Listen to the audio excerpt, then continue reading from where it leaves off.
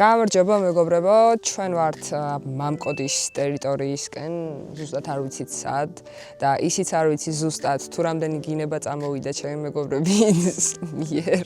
სანამ აქ ამოვიდოდით, იმიტომ რომ რადიკალურად სხვა ლოკაციაზე მივდიოდი და ეხლა უნდა ხედავდეთ როგორ მიდიან ესე უკან და მაიგნორებენ და თავში ხელს ირტყავენ.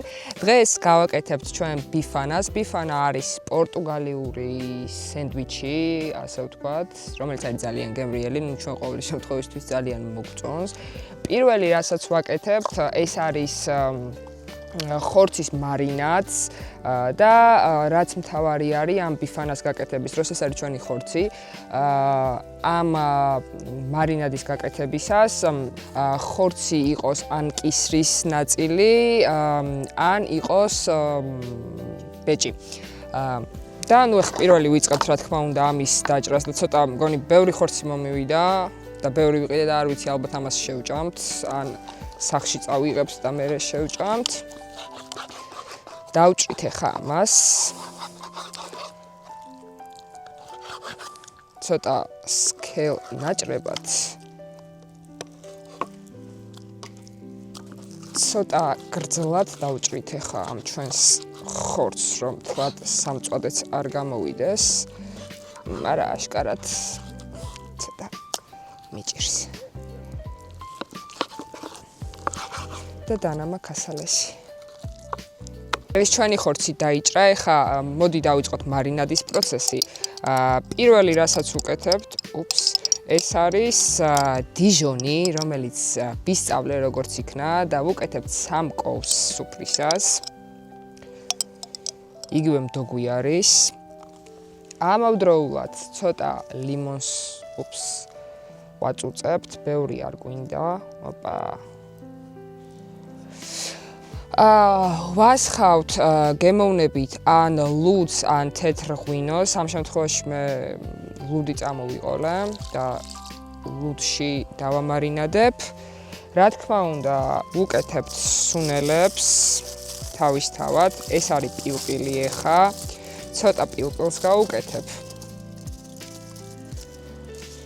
გავუკეთებ ასევე მარილს.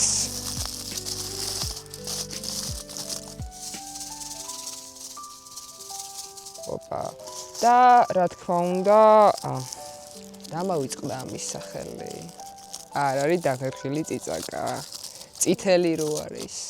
პაპრიკა და უკეთებთ პაპრიკას ცოტას. ამას ასე ყავზით ამოურევ, რომ კარგად შეზავდეს და რაც მთავარია, ვამატებთ მერე ფოთოლს, ოღონდ რისი ფოთოლი არის? დაფნის.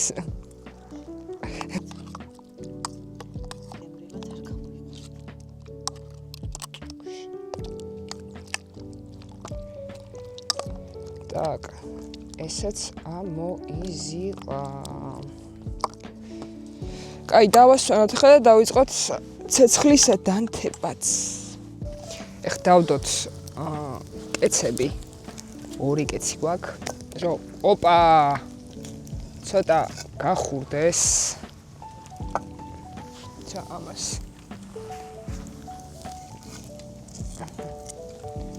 აგისქის და კარგად და მერე დავალაგებთ უკვე ამ დამარინადებულ ხორცსაც. მოკლედ მარინადს რო გააკეთებთ, უმჯობესი არის რომ წინა ღამით გააკეთოთ და მაცივარში გააჩეროთ, მაგრამ თუ მაგალითად ვერ მოგიხერხდებათ წინა ღამეს ამ მარინადის გაკეთება, შეგიძლიათ რომ 2-3 საათით ადრე უშუალოდ სანამ შეწვის პროცესზე გადახვალთ, მაშინ დაამარინადოთ, ასე ვთქვათ, და დაელოდოთ, რომ კარგად შეიწოვოს ის ინგრედიენტები, რომელიც მაგალითად გამოყენებული გვაქვს აქ დამარინადების პროცესში. შეგიძლიათ შეწვის დროს გამოიყენოთ როგორც ზეთი, ასევე კარაქი. ამ შემთხვევაში მე კარაქი მაქვს წამოღებული. და დავუშვებ. დავუშვებ კეცზე.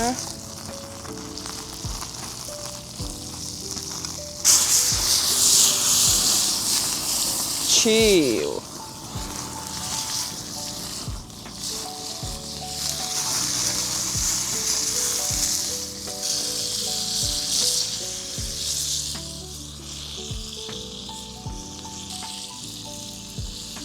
ახალი დეგუსტატორი ყავს სამეგობროში და პატარა ბუფანები ამანაც ჭამა და შეჭამს კიდე. ხორცები ჭამა, მაგრამ არა ამ ბუფანებს ვერ გაჭმევ, იმიტომ რომ არ შეიძლება ჟენთვის ზუსტი ნაზავი. ეს ცუგი შენთვის არა არ შეიძლება. ოპა.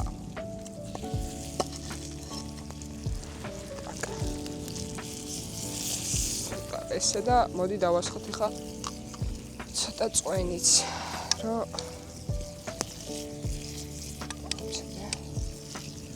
ოპა, ხელი დამეწვა.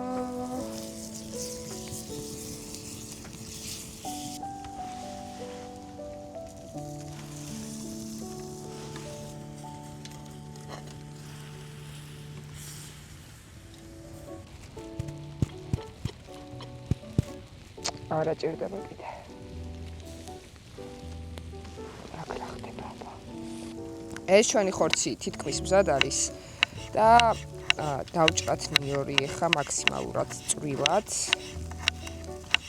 და შევურიოთ მერე იმ соуს, რაც იქნება კეცზე დარჩენილი. ეს ჩვენი ხორცი უკვე გამზადდა, გამოიყურება საკმაოდ გემრიელად. ეხა ბოლო შტრიხებსაც გავაკეთებთ. აი ეს დარჩენილი соуსი, რაც გვაქვს, ჩავყრით ნიორს.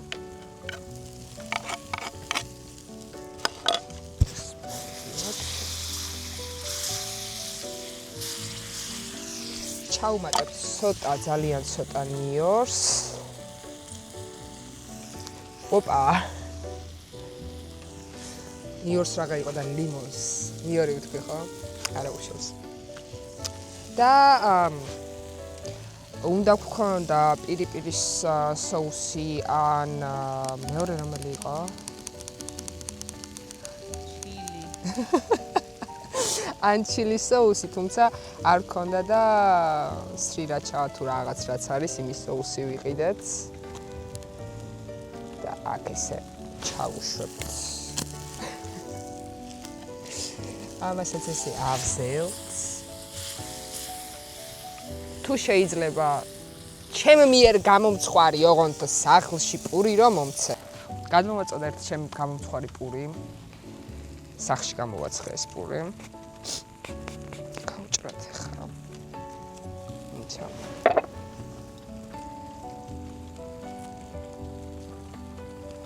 ეს მოდი ესე ვიზავრო.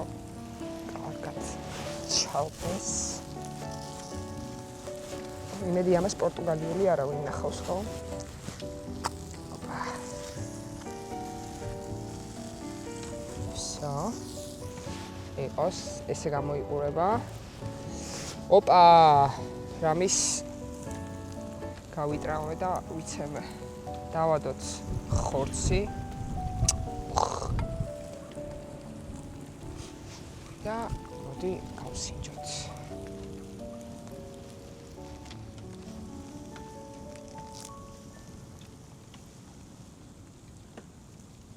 ო, კაია. მართლა კაია.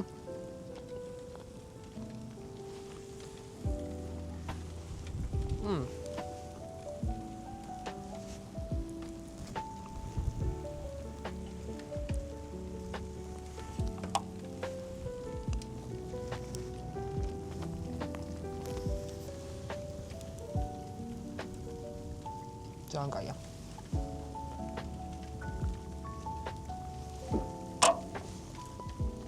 საბოლოო ჯამში ეს ჩვენი ბიფანები გამოვიდა ძალიან გემრიელი. პურიც გამოვიდა ძალიან კაი და ვფიქრობ, რომ სამომავლოდ მეტი პრაქტიკით უფრო სწორად მეტად დავხვეწავ პურსაც.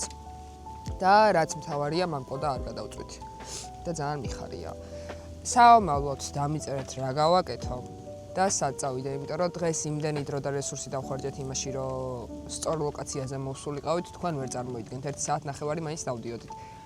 გისურვებთ წარმატებას და აბა დროებით.